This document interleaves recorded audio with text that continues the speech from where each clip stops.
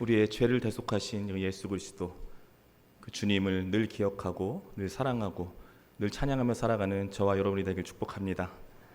옆에 분들 바라보고 인사할까요? 반갑습니다. 인사하겠습니다. 한 번 더 인사하겠습니다. 오늘 잘 오셨습니다. 이 예배 자리가 은혜의 자리인 줄로 믿습니다. 이 예배 가운데 성령님께서 역사하셔서 놀라운 회복과 치유의 역사를 일으키실 줄로 믿습니다. 그분을 기대하면서 그분을 바라보면서 나아가는 예배 시간 되기를 바랍니다. 우리가 지금 한 몇 시간 동안 계속 지금 인생 시리즈 설교를 하고 있는데요. 우리가 어떤 인생이었죠? 우리가 기억 안 나시죠? 그렇죠. 원래 그렇습니다. 은혜 인생에 대해서 알아봤고요. 그다음에 지난주에 또 감사 인생, 그런 인생을 살아가야 한다는 거죠.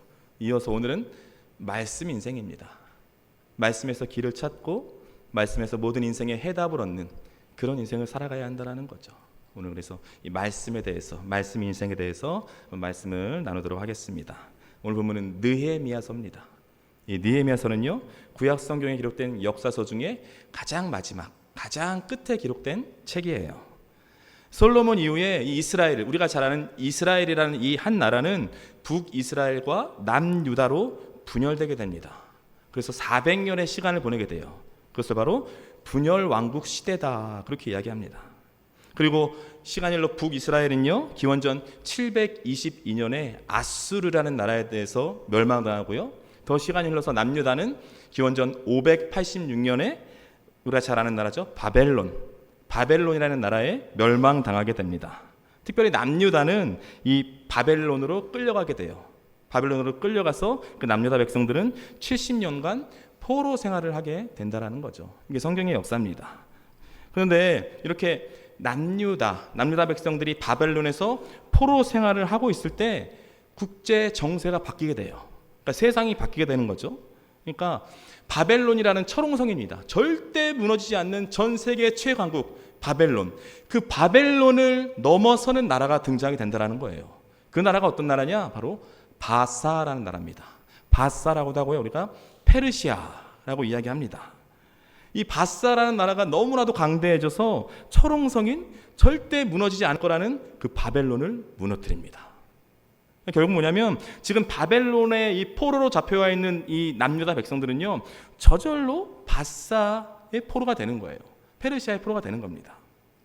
그런데 이 바사의 통치를 받은 지 1년 후에 하나님의 손길이 임해요. 하나님의 은혜의 손길이 임합니다. 하나님께서 놀라운 은혜를 베풀어 주신다는 거예요. 그래서 바사 왕의 마음을 감동시킵니다.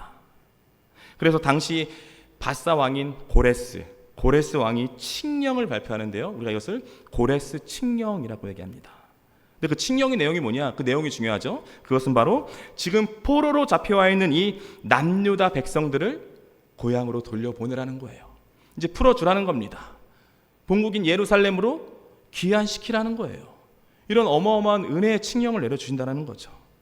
이처럼 오늘 본문의 느헤미야는요, 남유다 백성들을 본국으로 귀환시킨 사람, 본국으로 귀환시켜서 무너진 예루살렘 성벽을 재건한 지도자, 그 지도자가 바로 오늘 본문의 느헤미야입니다. 여러분, 오늘 특별히 오늘 본문 느헤미야 8장은요 52일 만에 그 무너진 성벽을 재건해요. 성벽을 재건한 후에 온 백성이 함께 모여서 하나님의 말씀을 듣는 장면을 지금 우리에게 이야기하고 있는데요, 오늘 본문 1절 말씀 우리 한 목소리로 함께 읽겠습니다. 이스라엘 자손이 자기들의 성읍에 거주하였더니 일곱째 달에 이르러 모든 백성이 일제히 수문 앞 광장에 모여 학사 에스라에게 여호와께서 이스라엘에게 명령하신 모세의 율법책을 가져오기를 청하매. 아멘. 일곱째 달에 이르러 모든 백성이 일제히 수문 앞 광장에 모였다. 수문 앞 광장에 모였다고 이렇게 말씀하고 있습니다. 하나님의 도우심으로 무너진 성벽을 재건했어요. 성벽을 다시 일으켜 세웠습니다. 그러니까 자신들이 간절히 원하고 바라는 꿈과 비전을 이룬 거예요. 모든 것을 다 성취했습니다. 그러니까 무너진 성벽을 다시 세운 사람들은 모두 다 각자의 일을 마쳤으니까 고향으로 돌아간 거예요. 자신의 일터로, 자신이 해야 할 일상의 삶으로 돌아갔습니다. 그런데 그렇게 각자 고향으로 돌아간 사람들이, 일상의 삶의 터전으로 돌아간 사람들이 지금 다시 예루살렘에 모였어요.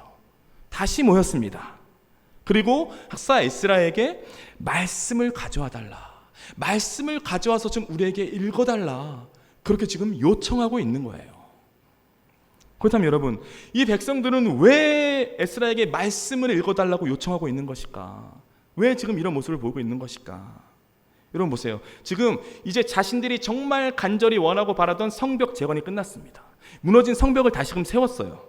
그러면요, 아니 이렇게 하나님의 은혜로 성벽을 다시 재건했으면 성벽 봉헌식을 해야 되잖아요. 축제를 벌이고 잔치를 해야 될 그런 상황인 겁니다. 그렇잖아요. 어마어마한 꿈과 비전과 소망이 다 이루어졌다고요. 성취했다고요. 그럼 봉헌식을 하고 하나님을 위한 뭐 놀라운 축제, 예배를 드리고 막 뭔가 환호해야 될 그런 상황이라고요, 지금. 그런데 여러분, 그토록 바라고 원하던 성벽이 다시 세워졌는데 이들의 마음은 여전히 허전했다라는 거예요. 꿈과 소원이 이루어졌어요. 비전이 이루어졌는데 마음은 공허했습니다. 아니 분명히 이 성벽만 다시금 세우면 모든 것이 다 채워지고 이제 완전히 새로운 인생을 살아갈 줄로 알았는데 그들 안에 있던 공허함, 이 공허함은요 결코 이 성벽 재건으로 채워지지 않았다라는 거예요. 그러니까 즉 지금 백성들의 이 심령 가운데 하나님의 이 말씀을 향한 목마름, 말씀을 향한 이 갈증이 너무나도 넘쳐났던 겁니다.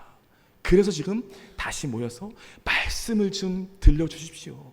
말씀을 좀 알게 해주십시오. 하나님의 말씀을 들리고 또 들려주십시오. 그렇게 지금 요청하고 있는 거예요. 여러분 아모스 8장 11절에 이렇게 말씀하고 있는데요. 아모스 8장 11절 말씀 우리 한 목소리로 함께 읽겠습니다.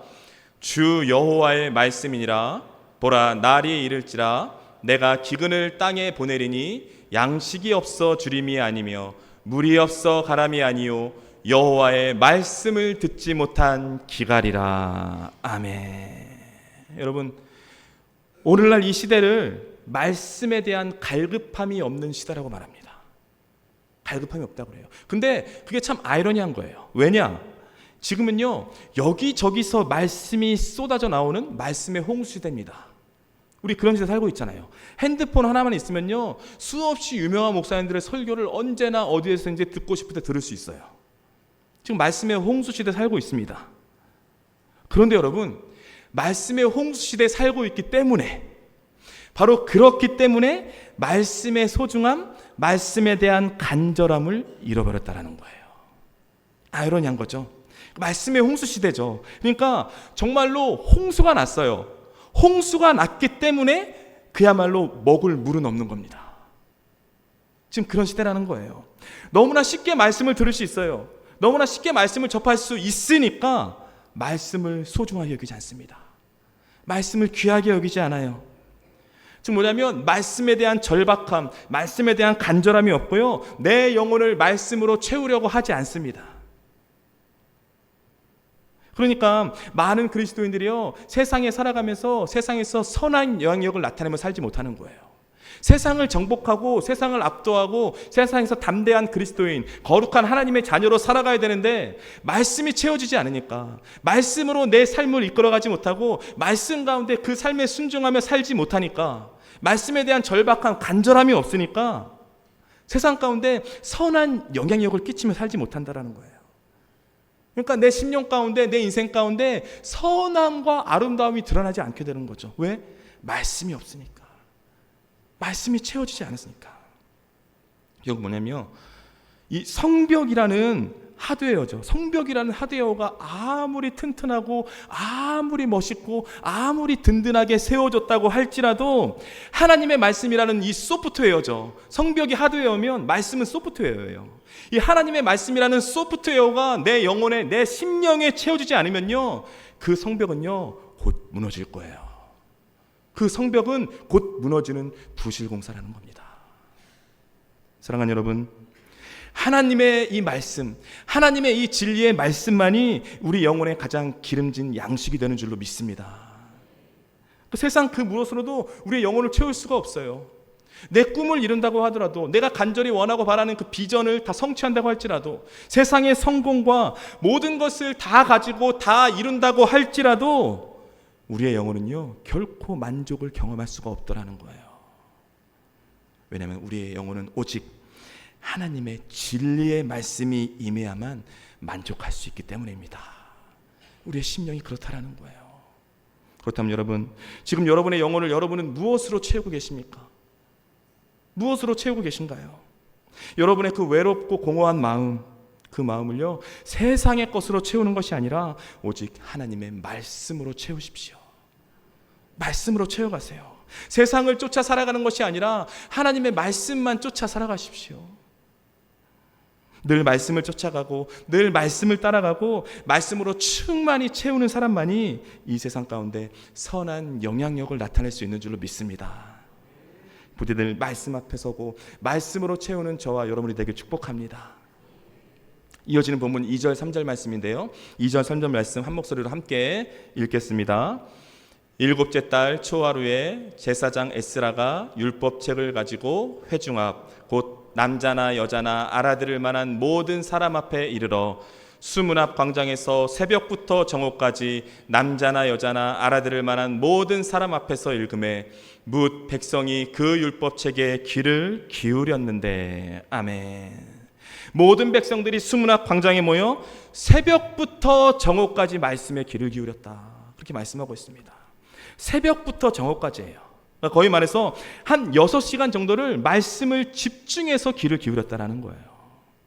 더 정확히 말하면 말씀을 듣고 있는데 그들이요, 시간 가는 줄 몰랐다라는 겁니다. 그렇다면 왜 그렇습니까? 왜냐하면 그 이유는 바로 그 심령 가운데 말씀을 알고 말씀을 듣고 말씀을 깨닫고자 하는 그 열정이 있었기 때문이에요. 목마름과 갈증이 있었기 때문입니다. 여러분, 말씀을 듣고자 하는 열정과 목마름과 그 사모함이 넘치는 그 자리에 성령께서 역사하시는 줄로 믿습니다. 성령께서 그곳에 임하시는 거예요. 근데 여러분, 우리는요 보통 1시간 정도 예배를 드리잖아요. 그 가운데 이 말씀을 듣는 시간은 한 30분 정도 시간 됩니다. 30분 정도 예배를 듣는데 이 시간을 온전히 집중하기 힘들다라는 거죠. 머리가 복잡합니다. 지금 예배를 다 드리고 나서 문을 열고 나가서 할 일들에 대한 일들 때문에 복잡해요. 여러 걱정, 근심과 모든 고민거리들이 가득합니다. 그러니까 온전히 말씀에 귀를 기울이지 못하는 거예요. 온전히 말씀에 귀를 기울이지 못하면 그 결과가 어떻습니까? 지루한 거죠. 이 시간이 따분한 거예요. 그렇잖아요. 그러게 여러분, 이 시간 하나님의 말씀에 온전히 귀를 기울이시기 바랍니다. 지금 여러분의 생각과 마음을 지배하고 있는 세상의 것, 세상의 소식들, 세상의 근심 걱정 다 내려놓고 하나님의 말씀에만 온전히 집중하세요. 우리가 하나님의 말씀에 귀를 기울일 때, 하나님의 말씀에 귀를 기울이는 그 순간이 바로 성령께서 역사하시는 그 시작점인 줄로 믿습니다. 말씀에 귀를 기울일 때 성령님께서 일하고 역사하신다라는 거예요.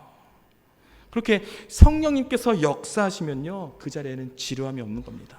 따분하지 않은 거예요. 시간 가는 줄 모르는 겁니다. 우리 예배가 그런 성령 충만한 예배가 되기를 바랍니다. 이어지는 본문 5절 6절 말씀인데요, 5절 6절 말씀 한 목소리로 함께 읽겠습니다. 에스라가 모든 백성 위에 서서 그들 목전에 책을 펴니 책을 펼 때에 모든 백성이 일어서니라.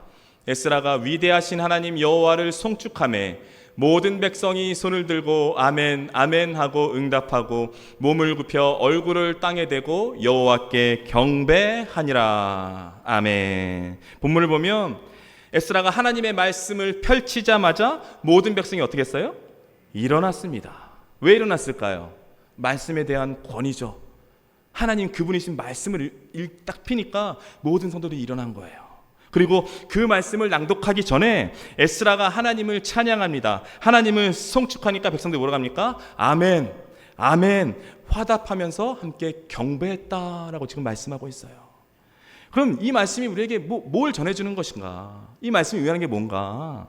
이것은요, 하나님의 말씀은 듣고 나서 아멘 하는 게 아니라 듣기 전부터 아멘으로 화답해야 하는 것이다.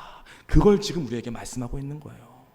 여러분, 이게 너무 중요합니다. 결국 뭐냐면 이 하나님의 말씀은요, 내가 다 들어보고 나서 순종할지를 결정하는 게 아니라 듣기 전에 이미 순종을 결단해야 하는 것인 줄로 믿습니다.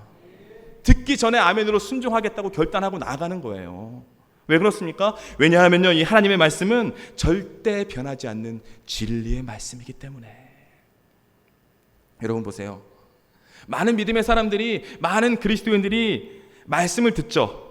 말씀을 봅니다. 근데 중요한 게 뭡니까? 자기가 듣고 싶은 말만 골라서 들어요.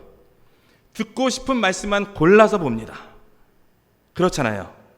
자기가 원하는 말씀에는 아멘으로 크게 화답합니다. 그런데 자기에게 부담이 되거나 좀 납득이 되지 않거나 내 심령 가운데 조금 찔리는 게 있으면 그 말씀에는 아멘하지 않아요. 그래서 우리가 보면요, 아멘이 조용해질 때가 있어요. 그러니까 이 말씀에는 내가 뭔가 납득이 안 된다라는 거예요. 나는 이 말씀 순종하지 못하겠다라는 겁니다.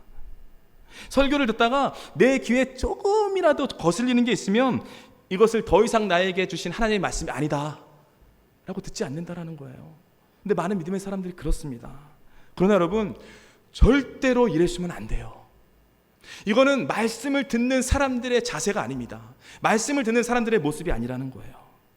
여러분, 중요한 게 있습니다. 그게 뭐냐? 하나님은요, 우리에게 때마다 딱 필요한 말씀을 주시는 줄로 믿습니다. 그분이 우리 하나님이세요. 딱 우리에게 필요하기 때문에 그때그때마다 말씀을 주신다라는 거예요. 그러니까 하나님의 말씀은요, 내가 말씀 다 들어보고 나서 내가 다 생각해보고 이해해보고 그래서 납득이 되면 아멘 하는 게 아니에요. 그래서 아멘 하는 게 아니라 듣기 전에 아멘, 주님 제가 이 말씀 듣겠습니다. 주님 제가 이 말씀대로 순종하겠습니다. 그러고 나서 받는 것인 줄로 믿습니다. 그게 바로 말씀이라는 거예요. 여러분, 지금 하나님께서 그런 거죠. 교훈과 책망과 회개의 메시지를 주시는데 나는 은혜의 말씀을 원한다. 나는 복에 대한 말씀을 원한다. 나는 축복받아야 된다. 그러면서 나는 은혜의 말씀만을 받아야 된다고. 그러면서 지금 주시는 말씀을 내가 듣지 않는다. 받아들이지 않는다. 이 말씀을 거부하는 것은요, 이건 그릇된 거예요. 이건 잘못된 겁니다. 마치 이런 거죠, 여러분. 병원에 있는 환자들은요, 다 증상이 다르잖아요. 병에 대한 경중이 다르다고요. 그런데 병원에 어떤 환자가 지금 심장이 멈췄어요. 막 실려옵니다.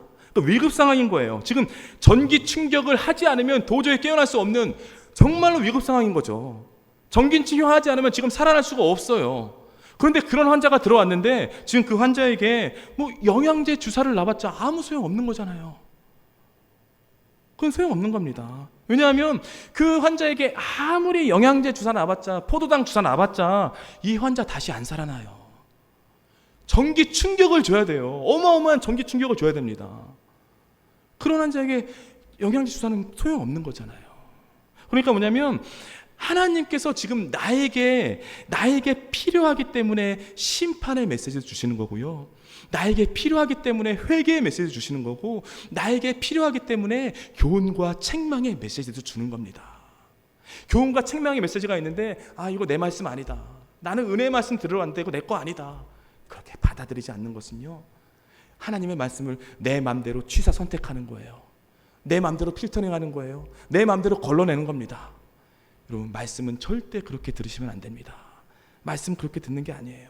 이건 그릇된 행동인 겁니다. 사랑하는 여러분, 하나님의 말씀은요, 절대불변의 진리의 말씀인 줄로 믿습니다. 진리는요, 내가 그냥 믿고 받아들이는 거예요. 내가 뭐 해석하고 내 마음대로 그게 아니라요. 진리는 내가 그냥 믿고 받아들이는 것이지, 이 말씀은 버리고 이 메시지는 걸러내고 자신의 마음대로 편집하는 게 절대 아니에요. 절대 아닙니다. 비록 내가 원하고 바라는 말씀은 아닐지라도, 더 나아가 내 귀에 조금 거슬릴지라도 그 말씀 또한 지금 나에게 주시는 하나님의 말씀으로 받아야 하는 줄로 믿습니다. 여러분, 데살로니가전서 2장 13절 말씀인데요, 2장 13절 말씀 우리 한 목소리로 함께 읽겠습니다. 이러므로 우리가 하나님께 끊임없이 감사함은 너희가 우리에게 들은 바 하나님의 말씀을 받을 때에 사람의 말로 받지 아니하고 하나님의 말씀으로 받음이니 진실로 그러하도다. 이 말씀이 또한 너희 믿는 자 가운데서 역사하느니라. 아멘. 여러분, 이 말씀은 너무나 중요합니다. 데살로니가 교회에 대한 말씀인데요, 데살로니가 교회는 어떤 교회느냐, 초대교회 가운데 수많은 교회들이 있는데 믿음의 본이 되었던 교회가 바로 데살로니가 교회예요. 그런 교회입니다. 그렇다면 그들이 보여준 믿음의 본 중에 가장 중요한 게 뭔가? 그게 바로 이 말씀이에요. 그것은 바로 그들에게 선포되는 말씀을 사람의 말로 받지 아니하고 하나님의 말씀으로 받았다라는 겁니다. 그래서 믿음의 본이 되었다라는 거예요. 근데 여러분, 이게 왜 중요하냐? 하나님의 말씀으로 받는 게 왜 중요하냐? 중요한 이유가 있다라는 거죠. 중요한 이유는 바로 지금 이 선포되는 말씀을 아멘하고 하나님의 말씀으로 내가 받을 때, 이게 하나님께서 주신 말씀이다라고 아멘하고 받을 때, 바로 그때 이 말씀이 여러분의 삶 가운데 실제로 역사하기 때문이에요. 이 말씀이 삶 가운데 실제로 성취되기 때문입니다. 그래서 하나님의 말씀으로 받는 게 너무나 중요하다라는 거죠. 그리고 여러분, 그 어떤 말씀도 취사 선택하지 마시고요, 필터링하지 마시고 걸러내지 마세요. 나에게 주시는 말씀 단 한 구절도 그냥 버리지 마십시오. 오늘 나에게 주시는 말씀이 지금 나에게 가장 필요한 말씀인 줄로 믿고 그 말씀에 아멘하고 순종하십시오. 그러면요, 오늘 아멘하고 받은 그 하나님의 말씀이 앞으로 여러분의 인생을 이끌어주고 여러분의 인생을 지켜주고 여러분의 인생을 책임져 주는 줄로 믿습니다. 이게 바로 말씀의 능력이죠. 부디 나에게 주신 말씀을 아멘으로 받는 저와 여러분이 되기를 축복합니다. 이어지는 말씀 9절 말씀인데요, 9절 말씀 한 목소리로 함께 읽겠습니다. 백성이 율법의 말씀을 듣고 다 울은지라 총독 느헤미야와 제사장 겸 학사 에스라와 백성을 가르치는 레위 사람들이 모든 백성에게 이르기를 오늘은 너희 하나님 여호와의 성일이니 슬퍼하지 말며 울지 말라 하고. 아멘. 백성이 율법의 말씀을 듣고 어떻습니까? 다 울었습니다. 다 울었어요. 눈물이 흘러내렸습니다. 그렇다면 이들은 왜 울었는가? 왜 울었을까요? 하나님의 말씀이 심령을 강타한 거예요.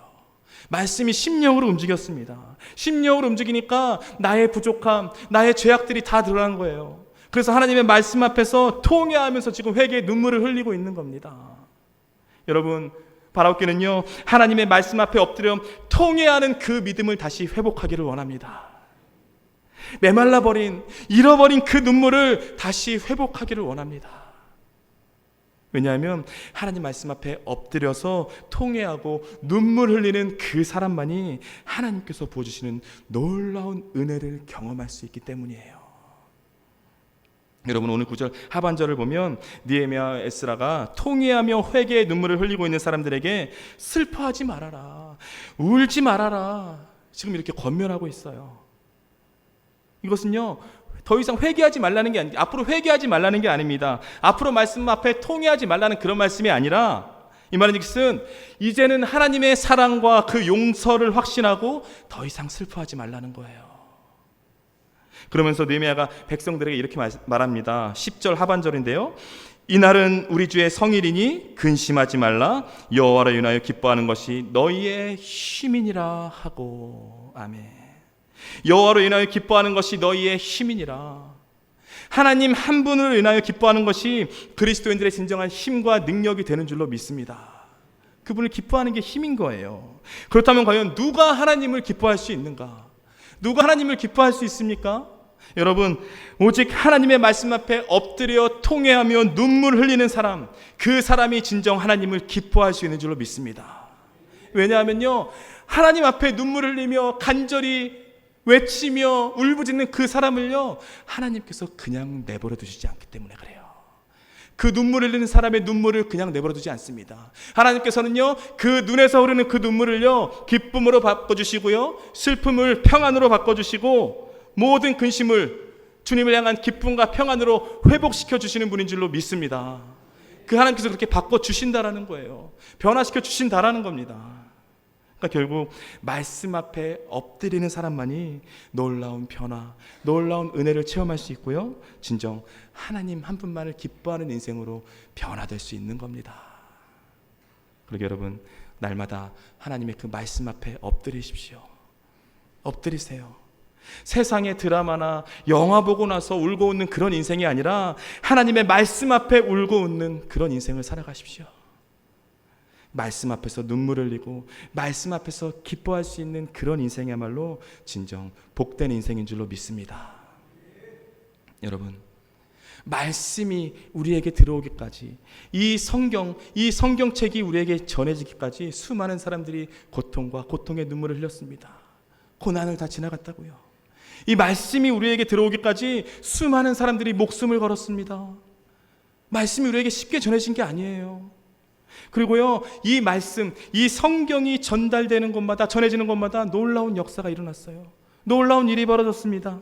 이 성경 안에 있는 진리의 말씀들과 선한 생각과 선한 사상들이 사람을 변화시켰어요. 사회를 변화시켰습니다. 온 세상을 변화시켰어요. 놀라운 역사를 일으킨 거예요. 여러분 보세요. 성경은요, 절대 혁명을 이야기하지 않아요. 성경은 절대 그런 얘기 하지 않습니다. 성경은요, 이 사회의 정치, 경제, 문화의 그 체제의 변화를 이야기하지 않아요. 그런 이야기 절대 하지 않습니다. 성경은 그런 이야기가 없어요. 그런데 놀라운 게 뭐냐? 놀라운 것은 이 말씀이 흘러가는 곳마다 세상이 바뀌었어요. 말씀이 흘러가는 곳마다 사회가 변하고요, 가정이 변하고요, 놀라운 변화 역사가 일어났다는 거죠.